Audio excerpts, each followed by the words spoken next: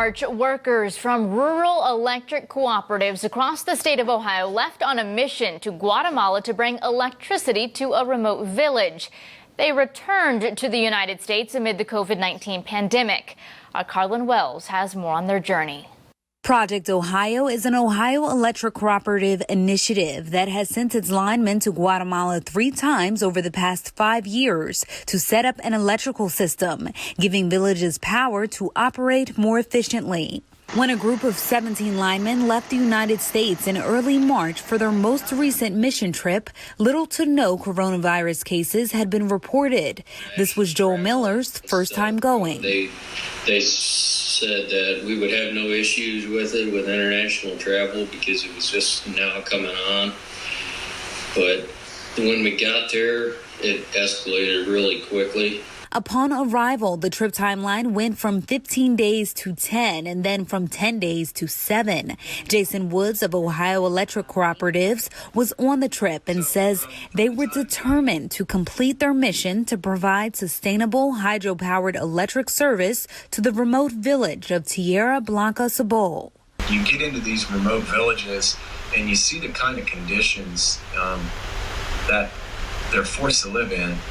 It kind of hits home, because I look at some of the stuff that I have around my home and the way that I take care of my rather large family, and the stuff that we take for granted or expect is something that's completely out of reach for them. The group worked efficiently and in unison with residents of the village to install over 5 miles of power lines and the inside wiring of homes. I believe it was around 70 homes around there. 2 schools, churches, and around 640 people that lived in the village. Miller says after a week of work, they were told they'd have to return home due to growing COVID-19 concerns. The group of men were assured that the little work left to be done could be taken care of by those in the village. None of us really knew how bad it was home. So,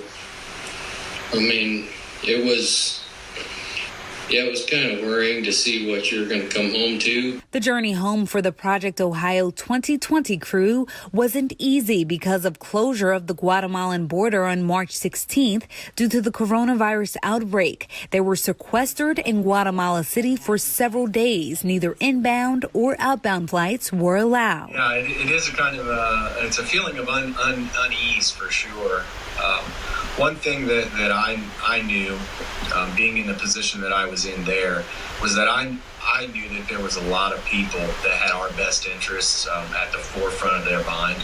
Congressional representatives worked with the U.S. State Department, which intervened and obtained permission from the Guatemalan government to allow a chartered plane to land, extract the guys, and fly them home. Some of the unknown heroes in this whole awful pandemic are government workers who go to bat to help people that are struggling, that are losing their apartments, that are stranded overseas. And that's what some of the caseworkers in my office did. Nobody's working in our Cleveland, Columbus, Cincinnati, Lorain, or Washington offices. Everybody's working from home, but they're working just as hard, maybe harder now because of the pressure on everybody to deliver for the public. And that was one good news story. Miller says COVID-19 has heightened the need for essential workers like himself. He's glad to be back home and back to work.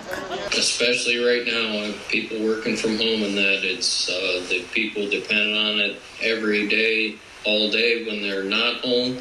But when they're home all day and people are stuck inside, it's even more critical that we're there. Reporting from Cleveland, Carlin Wells, Spectrum News.